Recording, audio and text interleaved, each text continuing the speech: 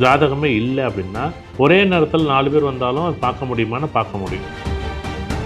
இங்கே ஒவ்வொரு ஜாதகத்துலேயும் ஒரு ப்ளஸ்ஸு ஒரு மைனஸ் இருக்க தான் செய்யும். ஆனால் நம்ம என்ன சொல்கிறோம், ஒவ்வொருத்தருக்கும் ஒவ்வொரு விதமான எண்களை குறியிட்டு அந்த எண்களுக்கான ஒரு நட்சத்திர புள்ளிகளை இங்கே வந்து கணக்கில் எடுத்துக்கிட்டு ஒருத்தர் இன்றைக்கி வந்து ஒருத்தர் கேட்குறான்னு வச்சுங்களேன், ஒரு நிமிஷத்தில் அஸ்வினி நட்சத்திரம் 4ஆம் மாதம் இன்றைக்கி தொழில் செய்யலாமா அப்படின்னு கேட்டால் செய்யக்கூடாது. அவ்வளோதான் பிரச்சனை. அனைவருக்கும் வணக்கம். இந்த நாள் இனிய நாள். வாழ்வில் எல்லாரும் எல்லா வளமும் பெற வேண்டும். அட்சய இலக்கண பദ്ധதி ஜோதிட முறையில் நிறைய கேள்விகள் இருக்குது. சார் எனக்கு டேட்டா பொறுத்து, டைமை பொறுத்து, பிளேஸாக பொறுத்து இல்லை, நான் வந்து எப்படி சார் ஜாதகத்தை தெரிஞ்சுக்கிறது? அட்சய இலக்கண பദ്ധதி ஜோதிட முறையில் நம்ம இதை பற்றி நிறைய விஷயம் பேசியிருக்கோம். மறுபடியும் ஒரு விஷயம் என்ன அப்படின்னா, ஒவ்வொரு ஜோதிடர்களும் என்ன பிரசன்னம் அப்படிங்கிற ஒன்று இருக்கான இருக்குது. அந்த பிரசன்னம் வந்து ஒரு நேரத்தில் 4 பேர் வந்திருக்காங்க. 4 பேர் வந்தவங்களுக்கும் அட்சய இலக்கண பദ്ധதி ஜோதிட முறையில் 4 விதமான ஒரே நேரத்தில் 4 விதமான பிரசன்னம் போட்டால் 4 விதமாக காமிக்கும். இப்போ நம்ம ஒரு டேட்டா பொறுத்து, டைமை பொறுத்து, பிளேஸாக பொறுத்து போட்டால் அது வந்து ஜாதகம். ஒருத்தருக்கு அவர் வந்து என்ன கேள்வி கேட்குறாரு, அதுக்கு பதில் சொல்ல போகிறோம். ஜாதகமே இல்லை அப்படின்னா ஒரே நேரத்தில் 4 பேர் வந்தாலும் அது பார்க்க முடியுமான்னு பார்க்க முடியும். இல்லை சார், எப்படி நீங்கள் வந்து ஒரே நேரத்தில் பார்க்க முடியும் அப்படிங்கிறீங்கன்னா, இப்போ உதாரணமாக வந்து 120க்குள்ளே அந்த ரேண்டம் நம்பர்னு ஒன்று இருக்கும். அதில் 120க்குள்ளே ஒருத்தருக்கு வந்து 16 இருக்கும், ஒருத்தருக்கு 27 இருக்கும், ஒருத்தருக்கு 88 இருக்கும், ஒருத்தருக்கு 119 இருக்கும். இப்படி ஒவ்வொருத்தருக்கும் ஒவ்வொரு விதமான எண்களை குறியிட்டு அந்த எண்களுக்கான ஒரு நட்சத்திர புள்ளிகளை இங்கே வந்து கணக்கில் எடுத்துக்கிட்டு அந்த நட்சத்திர புள்ளிகளை ஏஎல்பி புள்ளியாக எப்படி கன்வெர்ட் பண்ணி அது வந்து ஜாதக பலனாக எடுக்கும். நீங்கள் ஒரே நேரத்தில் 100 பேர் கூட நீங்கள் அந்த பிரசன்னம் பார்க்கலாம். இல்லை நான் கேட்குற கேள்விக்கு பார்க்கலாம். இல்லை முழு ஜாதகத்தை பார்க்கலாமா, முழு ஜாதகமும் நம்ம வந்து என்ன கேள்வி, இப்போ உதாரணமாக நான் எப்படி இருப்பேன் அப்படின்னு கேட்கலாம். இல்லை என் படிப்பு எப்படி இருக்குன்னு கேட்கலாம். இல்லை என்னோடய முயற்சியை நான் பண்ணலாமா வேண்டாமான்னு கேட்கலாம்.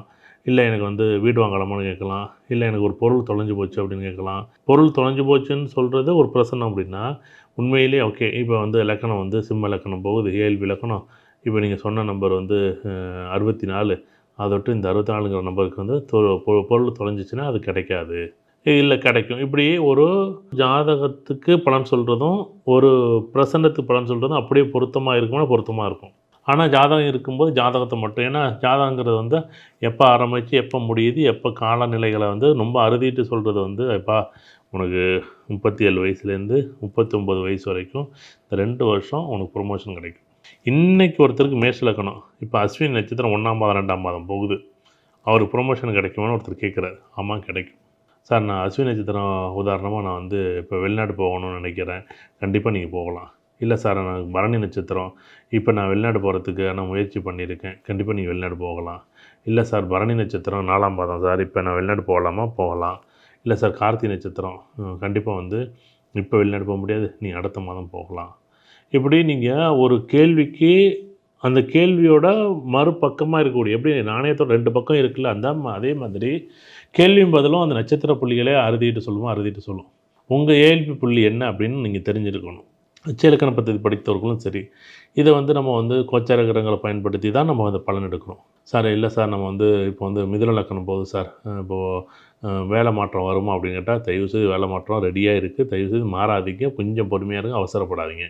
எப்படியே நீங்கள் ஒரு பிரசன்னத்தில் நீங்கள் கேட்கக்கூடிய நேரத்தில் நீங்கள் என்ன கேள்வி கேட்டாலும், நீங்கள் என்னவா எத்தனை கேள்வி கேட்டாலும் அதுக்கு பிரசன்னத்தில் பதில் சொல்ல முடியும். ஒரு நேரத்தில் வந்து 4 பேருக்கும் 4 விதமான கேள்வி இருக்குது, ஒரே பிரசன்னமாக தான் போட முடியுமா? ஒரு பிரசன்னமும் போட வேண்டிய அவசியம் இல்லை. இங்கே கார்த்திக்னு ஒருத்தர் இருக்கிறாரு, இங்கே செந்தில்னு ஒருத்தர் இருக்கார், இங்கே ராஜேஷ்னு ஒருத்தர் இருக்கிறாரு, இங்கே வந்து மகேஷ்னு ஒருத்தர் இருக்காரு. 4 பேருக்கும் 4 விதமான ஜாதகம், 4 விதமான கேள்வி, 4 விதமான பதில், 4 விதமான அமைப்புகள் தனித்தனியாக செயல்படும். இதை தான் நம்ம அட்சய இலக்கண பദ്ധதி பெரிய ஒரு ப்ளஸ்ஸாக இருக்குது அப்படின்னு ப்ளஸ். அதை விட்டு தயவு செய்து இங்கே ஒவ்வொரு ஜாதகத்துலேயும் ஒரு ப்ளஸ்ஸு ஒரு மைனஸ் இருக்க தான் செய்யும். ஆனால் நம்ம என்ன சொல்கிறோம், சார் எனக்கு மட்டும் ரொம்ப கஷ்டமாக இருக்குது. இங்கே ரொம்ப நல்லா இருக்கிறவங்க யாராச்சும் ஒருத்தர் சொல்லுங்கள். எங்கள் வாழ்க்கையில் நானும் எத்தனையோ பேரை சந்திக்கிறேன். இங்கே நல்லா இருக்கிறவங்களும் ஒரு சில நேரம் கஷ்டம் இருக்கும், ரொம்ப கஷ்டமாக இருக்கும்போது சந்தோஷமாக இருக்கக்கூடியவர்களும் இருப்பாங்க. அப்படிங்கிற போது இந்த கிரகங்கள் வந்து ஒரு சில நேரங்களில் யோகத்தையும் அவயோகத்தையும் கொடுத்துக்கிட்டு தான் இருக்கும். அவரவர் விதிகளின் அவரவர் அமைப்புப்படி இது கொடுக்கும். இந்த விதி அமைப்பு அப்படிங்கிறது அவரவர் முடிவு செய்யக்கூடிய ஒரு பாதை. இது வந்து இப்படி தான் இருக்கணும், இப்படி தான் இருக்கணும், இப்படி தான் கட்டமைக்கணும், இப்படி தான் இருக்கணும்னு நீங்கள் ஏற்றுக்கிட்ட ஒரு பாதை. அந்த பாதைய நீங்க தான் அனுபவிக்கணும். நீங்க தான் அனுபவிக்கக்கூடிய இடத்துல நம்ம எல்லாருமே இங்க இருக்கிறோம்.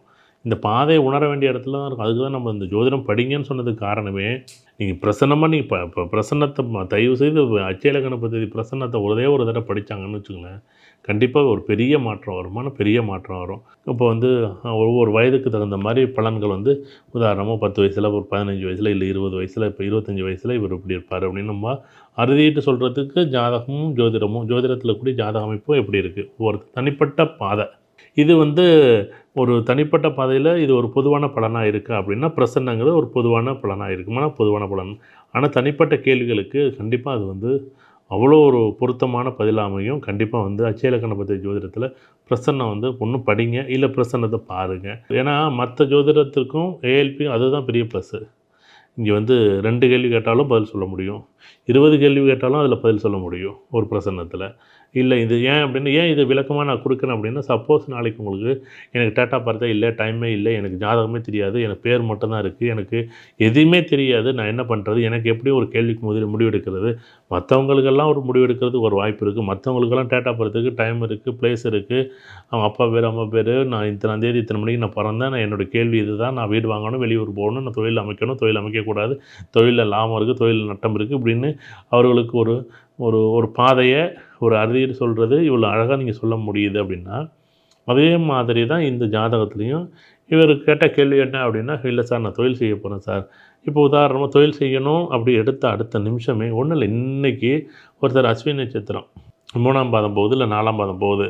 ஒருத்தர் இன்னைக்கு வந்து ஒருத்தர் கேட்குறான்னு வச்சுக்கங்களேன், ஒரு நிமிஷத்தில அஸ்வினி நட்சத்திரம் 4ஆம் பாதம் இன்னைக்கு தொழில் செய்யலாமா அப்படின்னு கேட்டா செய்யக்கூடாது. அவ்வளோதான் பிரசன்னம். இதுக்கு போய் ஆய்வே பண்ண வேண்டிய அவசியமே இல்ல. இன்னைக்கு வந்து ஒண்ணும் இல்ல ஒரு ஷேர் மார்க்கெட் இன்னைக்கு பண்றாரு அப்படின்னு வச்சுக்கங்களேன். இன்னைக்கு ஷேர் மார்க்கெட் போட்டது அஸ்வினி நட்சத்திரம் 4ஆம் பாதம். இன்னைக்கு எப்படி இருக்குன்னு கேட்டா, இன்னைக்கு அவருக்கு லாஸா இருக்குமா? லாஸா இருக்கும். அவ்வளோதான் விஷயம். சார் ஏஎல்பி புள்ளி அஸ்வினி நாள் வந்துட்டு, அத விட்டு வந்து இவருக்கு வந்து லாபம் வருமான்னு நீ கேட்டா, நீ உலகத்தில 1,00,000 இல்ல 1,00,00,000 பேருக்கு நீ போட்டு வேணாலும் பார்த்துக்கலாம். எப்படி?